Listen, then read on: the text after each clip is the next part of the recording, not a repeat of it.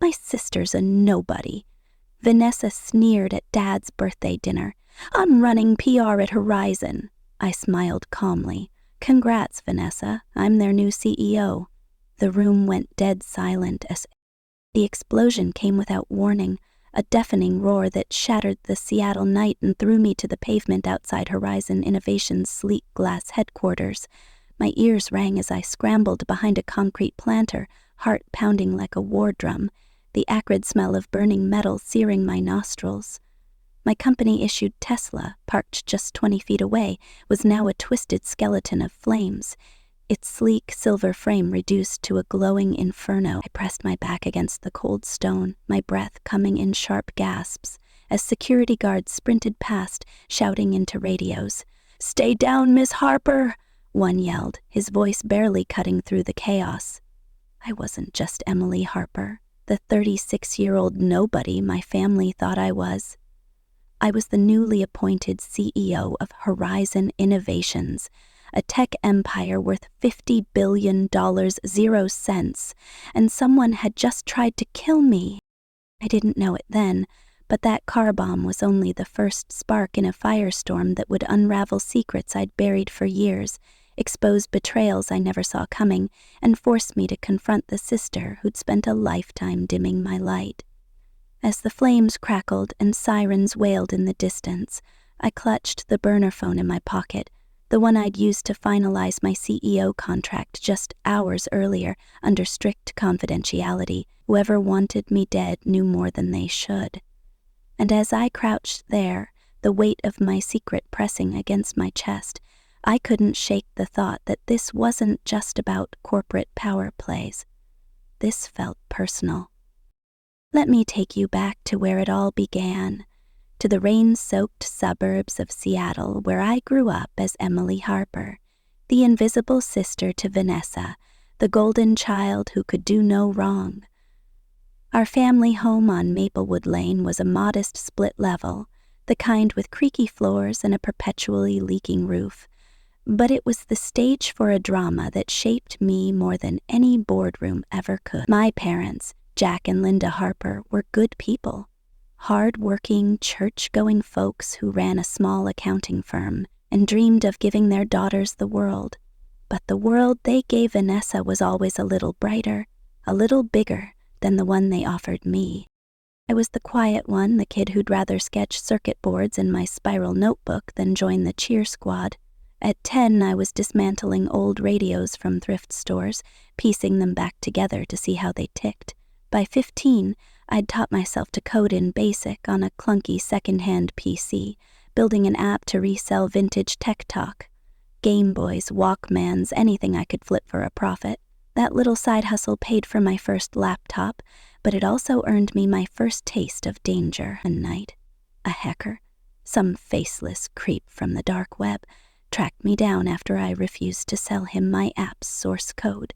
He sent a chilling email, "Give it up or I'll find you." I was a kid, barely old enough to drive, but I'll never forget the cold sweat that broke out when I heard a car idling too long outside our house that night. I changed my IP, beefed up my firewalls, and kept my mouth shut. Even then, I knew some victories were better kept secret. Vanessa, 3 years younger, was the opposite, a human spotlight who could charm a room before she learned to tie her shoes. Her side of our shared bedroom was a shrine to her ego, theater trophies, headshots from community plays, and a glittery vision board plastered with magazine cutouts of Broadway stars. Mine, a single shelf of tech manuals, a corkboard with my 5-year plan typed in 10-point font. "Well, do you even bother if no one sees it?" Vanessa would ask, tossing her hair as she practiced her monologue for the school play. To her, success wasn't real unless it came with applause. To me, it was about building something that lasted, even if no one noticed. Our parents didn't help. "Emily, why can't you be more like Vanessa?" Mom would sigh when I skipped the school talent show to debug my latest app. "Colleges want well-rounded kids, honey." Dad would nod, his eyes already drifting to Vanessa as she twirled through the living room, reciting lines from Rent. They didn't see the $2,000 0 cents I'd made that year selling refurbished Game Boys online, or the hours I spent learning about APIs and market trends. To them, Vanessa's drama club presidency and homecoming crown were the gold standard. My quiet hustle was just tinkering. High school only widened the gap. Vanessa was the queen bee, homecoming queen, drama club president, the girl who could cry on cue in our town and have the whole auditorium eating out of her hand. I was the shadow in the computer lab, interning at a scrappy tech startup called CircuitWorks after school. That's where I got my second brush with danger. A rival startup desperate to steal CircuitWorks' proprietary algorithm broke into our office one night. I was there late, alone, testing code when the lights went out and glass shattered.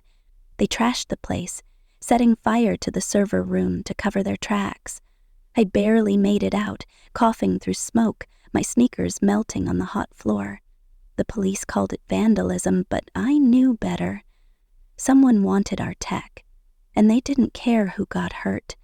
I didn't tell my parents. They'd have freaked and pulled me from the internship. Instead, I doubled down, learning to protect my work and myself. College was the real breaking point. Vanessa got into NYU's Tisch School of the Arts, and my parents remortgaged our house to cover her tuition and Manhattan rent. "We'll figure something out for you, Em," Dad said, his voice heavy with guilt. "Maybe community college for a couple years?" I didn't argue. I enrolled at the University of Washington on a partial scholarship, majoring in computer science and working 30 hours a week coding for local startups, while Vanessa posted Instagram stories of Broadway auditions and rooftop parties. I was pulling all-nighters in the campus lab, building apps and networking with professors who knew VCs. Mom made a Facebook album called Vanessa's Big Apple Adventure, filled with 300 photos of her sipping lattes in Soho. My graduation? One blurry post with half my face cropped out, captioned, "Proud of our girls." That's when I stopped trying to compete for their attention. Vanessa's life was a performance, every moment curated for likes and gasps. Mine was a marathon, each step deliberate, each goal private. But privacy came with a cost. The first time I pitched a startup idea to investors, a machine learning tool for e-commerce. I was blindsided when my prototype leaked online hours before the meeting. Someone had hacked my cloud storage and I had to rebuild the entire pitch from scratch in 48 hours. I pulled it off, barely, but the stress was crushing. My team looked at me like I was a liability, and I spent weeks paranoid about who'd betrayed me. It was my first taste of the cutthroat tech world, and it wouldn't be my last. After college, Vanessa landed a Broadway ensemble role through Dad's theater buddy, living in a sleek Manhattan loft our parents helped pay for. Her Instagram was a highlight reel, champagne flutes, designer dresses, captions like "closed another show tonight" that implied she was the star, not a backup dancer. Meanwhile, I took a junior developer job at Nexus Tech, a small AI firm in Seattle's Fremont district. The office was a converted warehouse with spotty Wi-Fi and a coffee machine that spat sludge, but it was a goldmine of opportunity. I coded AI algorithms for predictive analytics, learning the business from the ground up, while Vanessa posted about business trips that were just vacations with a client lunch tacked on. Family gatherings were torture. Every Thanksgiving, Vanessa would sweep in, arms full of Saks Fifth Avenue bags, regaling everyone with tales of Broadway and her high-flying life. "The director said I was born for the stage," she'd say, flipping her hair. When I mentioned a new algorithm I'd built, Mom would nod politely and pivot.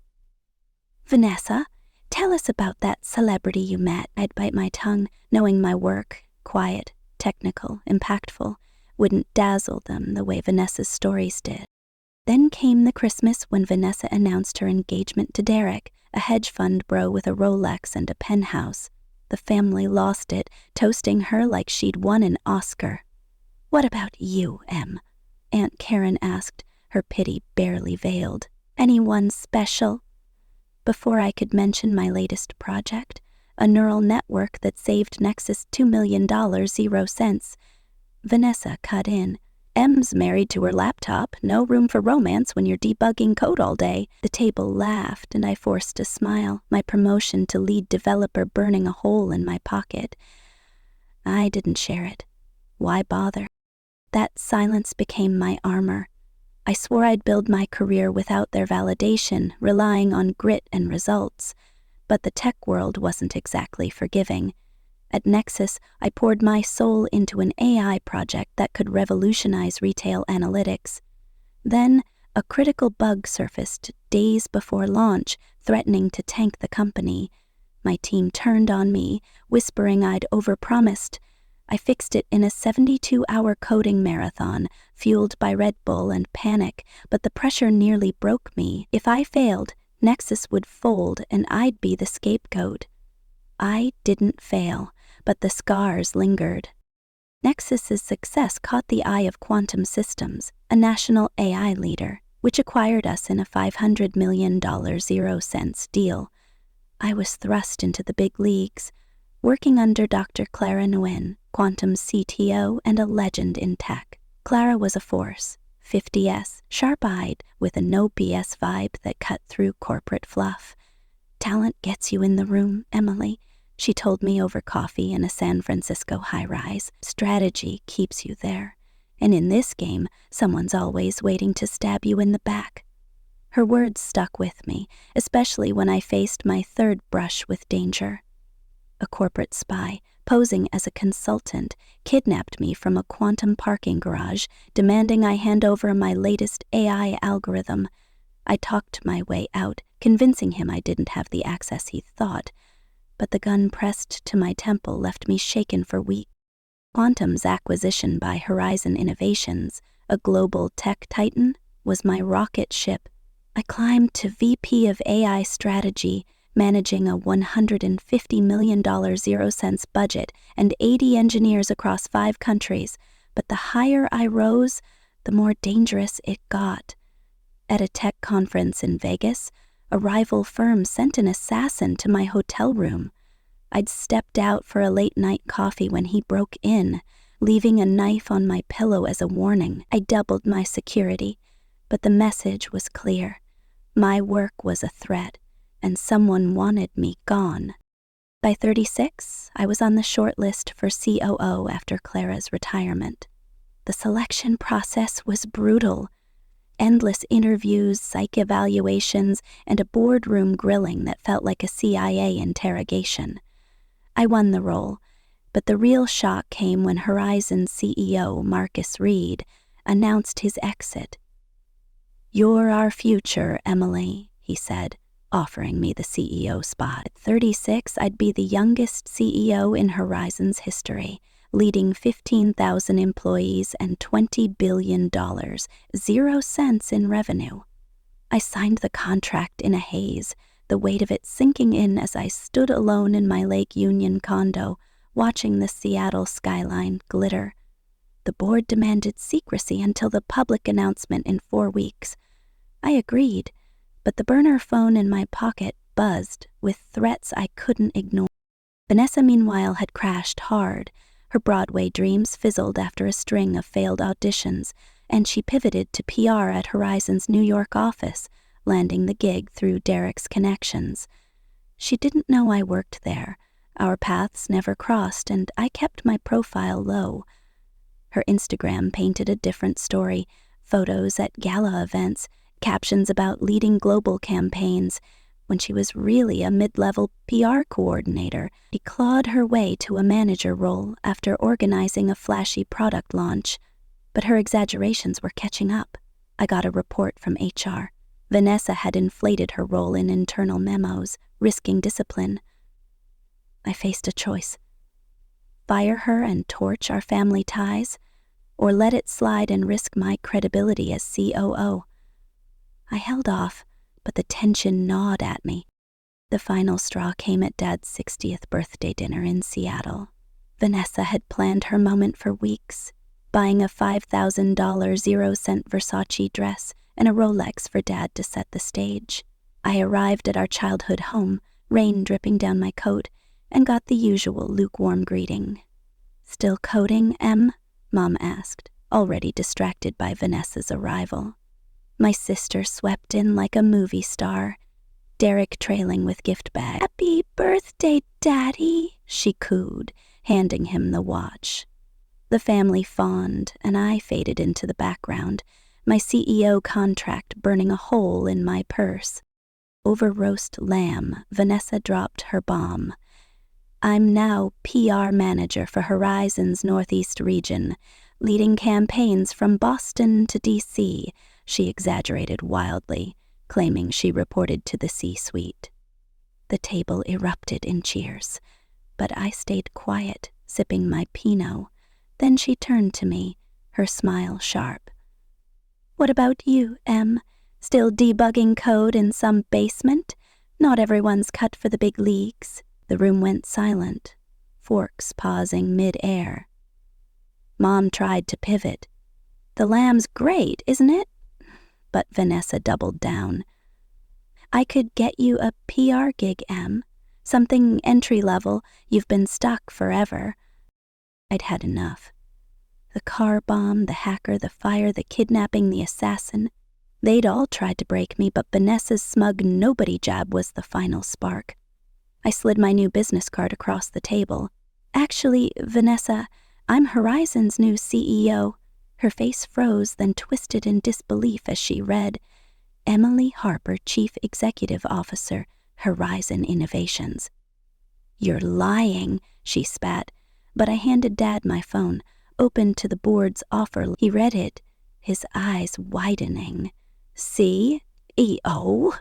Of the whole company?" Mom gasped, her hand over her mouth.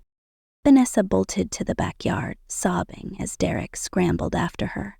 The family sat stunned, Dad's pride battling his shock. I followed Vanessa to our old attic, where she sat, mascara streaked, her Versace dress crumpled. "How?" she whispered. "How did you do this without anyone knowing?" I sat beside her, the weight of years between us. "I stopped needing your applause, Vanessa. I built something real." She confessed her jealousy, not of my success, but my certainty. For the first time we really talked about the games we'd played to prove ourselves. We rejoined the dinner, Vanessa apologizing, me acknowledging her promotion. The announcement of my CEO role hit the wires a month later, making headlines from Forbes to TechCrunch. Vanessa emailed me, "Proud of you. Mean it." At the next family barbecue, Mom hung my diploma beside Vanessa's and we toasted to substance over show. But as I stood on Horizon's stage outlining my vision to 15,000 employees, I knew the car bomb was just the beginning. Someone out there still wanted me gone, and I'd have to fight to keep what I'd built.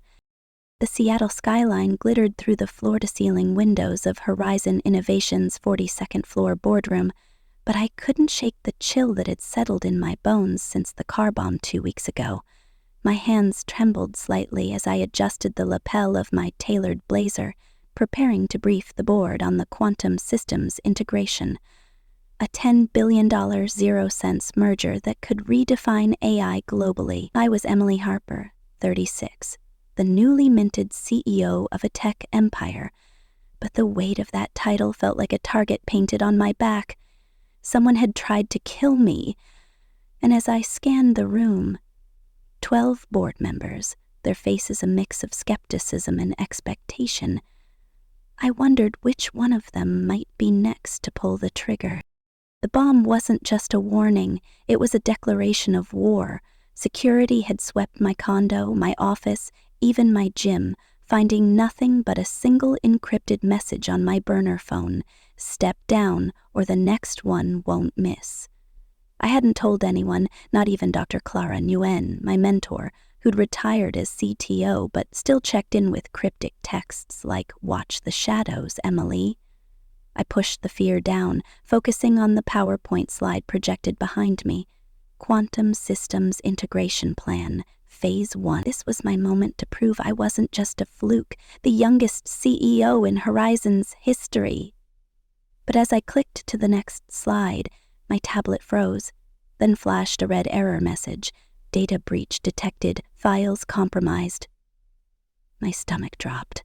The integration plan, every algorithm, every trade secret had just been leaked to our biggest competitor, Cynthia Corp. The boardroom erupted. "How did this happen, Harper?" barked Gerald Vance, a Silverhead board member who'd opposed my CEO appointment. His eyes gleamed with something darker than frustration. Triumph, maybe? I steadied my voice, heart racing. "We're investigating now. IT is locking down our servers, and I'll have answers within the hour." But I knew the truth. This wasn't a glitch. This was sabotage, and it was personal. Someone inside Horizon, maybe someone in this room, had betrayed me. As I adjourned the meeting, Vance lingered, his smirk cutting deeper than his words. "Careful, Emily. CEOs don't last long when they lose control." I bolted to my office, a glass-walled sanctuary overlooking Lake Union, and called my head of cybersecurity, Raj Patel. "Talk to me, Raj. How bad is it?" His voice crackled through the speakerphone, tense. "Bad. The leak came from an executive-level account. We're tracing the IP, but it's bouncing through VPNs in 3 continents. Whoever did this is a pro." I sank into my chair, the city's lights blurring as my mind raced. An executive-level account? That narrowed it to my C-suite, my inner circle. I trusted them, or thought I did, but Clara's warning echoed, "Watch the shadows." The leak wasn't just a career killer, it threatened Horizon's survival. Cynthia Corp could undercut our AI patents, tank our stock, and derail the merger. Billions were at stake, and the board was already circling like sharks. I needed to act fast, but every move felt like stepping into a minefield. Raj promised a full report by morning, but I couldn't wait. I pulled up the executive team's access logs myself, my fingers flying across the keyboard. That's when I found it. A login from CFO Tom Carver's account, timestamped 217 AY, originating from a server in Hong Kong. Tom, with his easy smile and golf buddy charm, had been my biggest supporter during the CEO selection. Betrayal stung worse than the bomb. I didn't confront him. Not yet. I needed proof, and I needed to know why. Instead, I called Clara, pacing my office as rain streaked the windows. "Someone's leaking from the C-suite," I said, keeping my voice low. "Tom's account was used, but I don't know if it's him or a frame job." Clara's reply was sharp like a blade. "Follow the money, Emily. Always. And don't trust anyone, not even me." She hung up, leaving me with more questions than answers. Follow the money?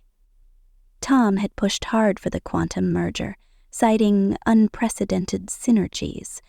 Was he playing both sides, selling secrets to Cynthia for a cut? The next morning I got my answer, and it was worse than I feared. Raj burst into my office, his laptop open. "We traced the Hong Kong server. It's linked to a shell company that funneled $5 million, 0 cents, to an offshore account in Tom's name." My blood ran cold. "You're sure?" Raj nodded, his face grim. "There's more. The same server sent the encrypted threat to your burner phone. Tom wasn't just a mole, he was the one who'd tried to kill me." I felt the room spin, the betrayal cutting deeper than any knife. But I couldn't fall apart. Not now. I told Raj to keep it quiet and prepped for an emergency board meeting to contain the fallout. That's when my phone buzzed with a text from Vanessa, my sister, whose timing couldn't have been worse. "Dinner at Dad's tonight. Don't flake. I've got big news." I groaned, rubbing my temples. Vanessa, with her Versace dresses and Instagram empire, was the last thing I needed. She'd landed a PR manager role at Horizon's New York office, oblivious to my position, and was planning to announce it at Dad's 60th birthday like she'd just won an Oscar. I hadn't told her, or anyone in my family, that I was Horizon's CEO, They still thought I was a low-level coder thanks to years of Vanessa's taunts and their indifference. But with a traitor in my C-suite and a bomb's echo in my ears, family drama felt like a luxury I couldn't afford. I drove to Dad's house in Maplewood Lane, rain hammering my windshield, my mind on Tom. Should I fire him? Arrest him? What if he wasn't acting alone? The car bomb had been rigged by a disgruntled board member, according to security's initial report, but Tom's involvement pointed to a bigger conspiracy. I pulled into the driveway, my security detail trailing in an unmarked SUV. I'd hired them after the bomb, but their presence only amplified my paranoia. As I knocked on the familiar red door, I braced for Vanessa's performance, and the secret I wasn't ready to share. Dad opened the door, his face lighting up. "Em, you made it!" He pulled me into a hug, smelling of Old Spice and roast lamb. The living room was packed. Mom, Aunt Karen, Uncle Pete, my cousin Lily, and her fiancé, all buzzing with pre-dinner chatter. "Still coding, Emily?" Mom asked, handing me a glass of Pinot. I nodded vaguely, my eyes scanning the room for Vanessa. She hadn't arrived, but her absence was louder than her presence. I knew she'd planned this entrance for maximum impact, probably timing it to a Broadway cue. Sure enough, at 6:45 the doorbell chimed, and Vanessa swept in like a hurricane in a $5,000 0-cents gown, her fiancé Derek trailing with Louis Vuitton gift bags. "Daddy!" she squealed, throwing her arms around Dad. "Happy 60th! I got you something special from Milan." She handed him a Rolex, the room erupting in oohs and ahs. Mom beamed, Aunt Karen clapped, and I faded into the corner, my black dress feeling plainer than ever. "Em, you're here," Vanessa said, spotting me. "God, that outfit's so practical. You always make it work, though." Her air kiss missed my cheek by a mile, and she pivoted to dazzle the family with tales of New York. Dinner was a masterclass in Vanessa's theater. She held court over the lamb, spinning stories of her executive PR role at Horizon. "I'm leading campaigns from Boston to D.C., she declared, her diamond ring glinting. "The CC practically begs for my input." I choked on my wine. Vanessa's team was 3 interns and a part-time graphic designer, and her campaigns were press releases for mid-tier product launches. But the family ate it up, Dad nodding proudly, Mom hanging on every word. I stayed silent, my mind on Tom's betrayal and the leaked merger plan. Then Vanessa turned to me, her smile sharp as a blade. "So, Em, still debugging code in some basement? Not everyone's built for the C-suite." The table went quiet, forks clinking awkwardly. Mom tried to pivot. "The lamb's delicious, Jack." But Vanessa wasn't done. "I could pull strings at Horizon, get you something entry-level in PR. You've been stuck forever, right? When was your last promotion? 5 years ago?" She laughed, the sound grating like glass. I'd faced hackers, fires, kidnappers, assassins, and a car bomb, but Vanessa's nobody jab hit harder than all of them. My hand tightened around my wine glass, the CEO contract in my purse screaming to be revealed.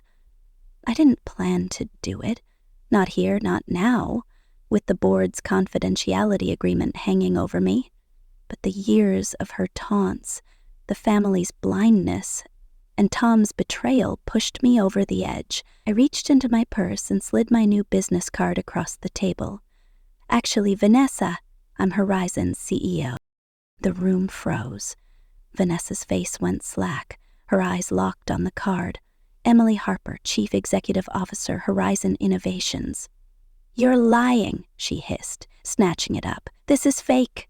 You're a coder, Em, a nobody." I handed Dad my phone, open to the board chairman's email. "Read it," I said calmly. He did, his voice trembling as he reached the key line. "We unanimously appoint Emily Harper as CEO effective next month," Mom gasped, her hand over her mouth. "CEO? Of Horizon, the whole company?" Vanessa's wine glass slipped, shattering on the hardwood. "This is a joke?" she stammered. "You've never said anything. You're not. You can't." Her voice cracked, and she bolted to the backyard, her gown trailing like a broken wing. Derek hesitated, then followed, leaving the family in stunned silence. Dad's eyes met mine, pride and confusion warring in them. "Why didn't you tell us, Em?" he asked softly. I swallowed, the truth too raw. Would you have believed me? Before anyone could answer, my phone buzzed. A secure line from Raj. I stepped into the hall, my pulse spiking. "We found something," he said. "Tom's offshore account got another $2 million 0 cents deposit, but it's not from Cynthia. It's from a Horizon subsidiary. Someone's using our own money to fund this." My knees buckled. A Horizon subsidiary? This wasn't just Tom. It was a conspiracy woven into the company's core. "Lock it down," I whispered, "and get me everything on that subsidiary by morning." I returned to the dining room, forcing a smile as Mom served Dad's birthday cake. But Vanessa's absence loomed, and I knew I couldn't leave things broken. I climbed the creaky stairs to our old attic where we'd shared a room as kids. Vanessa sat on the dusty floor, her gown pooled around her, mascara streaking her face. Derek was gone, probably hiding downstairs. "Is it true?" she asked, her voice small. "You're really CEO?" I nodded, sitting beside her. "I was going to wait until the announcement. The board demanded secrecy." She laughed, bitter and raw. "Always so perfect, Em. Following the rules, winning in secret. How did you do it? How did you climb that high without anyone knowing?" I looked at her, seeing the girl who'd once braided my hair before her school plays. "I stopped needing your spotlight, Vanessa. I built something real, step by step." She hugged her knees, tears falling. "I was always jealous of you. Not your job, but your certainty. You always knew who you were. I've been faking it my whole life."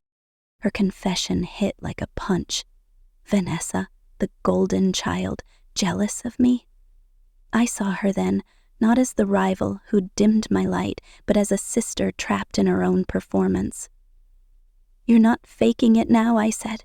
"You earned that PR role, but stop exaggerating. Focus on real impact, not the show." She wiped her eyes, smudging her mascara further. "You could fire me, couldn't you? For all the crap I've said?" I nodded. "I could, but I won't. Your work stands on its own, Vanessa. Prove yourself to your team, not to me." We sat in silence, the attic's shadows wrapping around us. Then she asked, "What's it like, being CEO?"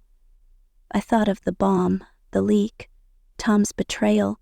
"Terrifying," I admitted, "but worth it." She nodded, a flicker of respect in her eyes. "I'm sorry, Em, for everything." I squeezed her hand. "Let's go back. It's Dad's night." We rejoined the family, Vanessa's apology halting but genuine. "I was out of line," she said, her voice steadying. "And Em, congrats. It's huge." I smiled, acknowledging her promotion. "You too, Vanessa. PR manager's a big step." Dad cut the cake, his pride in both of us softening the tension. But as we sang happy birthday, my phone buzzed again. A photo from an unknown number.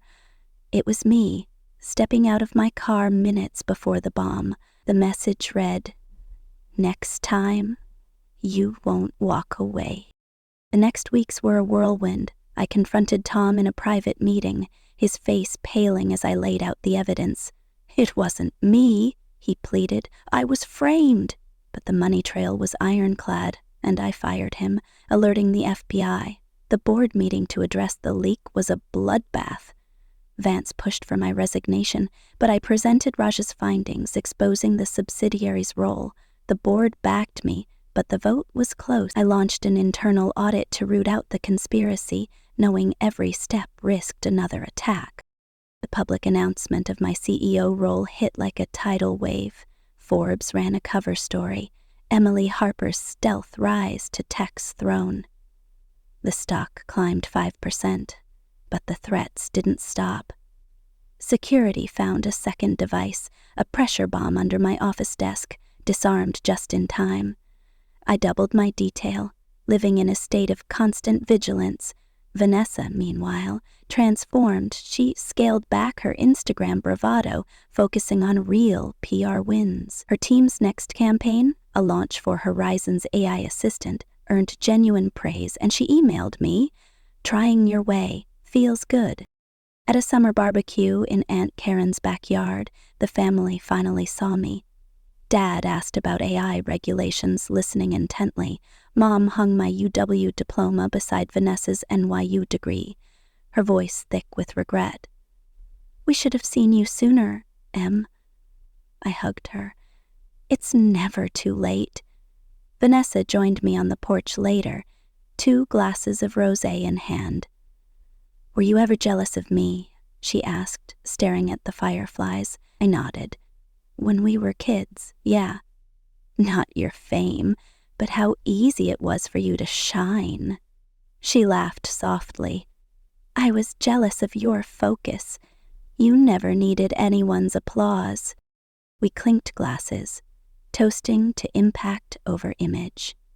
As the stars emerged, I felt a shift, not just with Vanessa, but within me, the bomb, the leak, the betrayal. They'd forged me into something stronger, but the unknown numbers threat lingered, a shadow I couldn't shake. Someone was still out there, watching, waiting. And as CEO, I'd have to face them head on, not just for Horizon, but for the sister I was finally starting to know.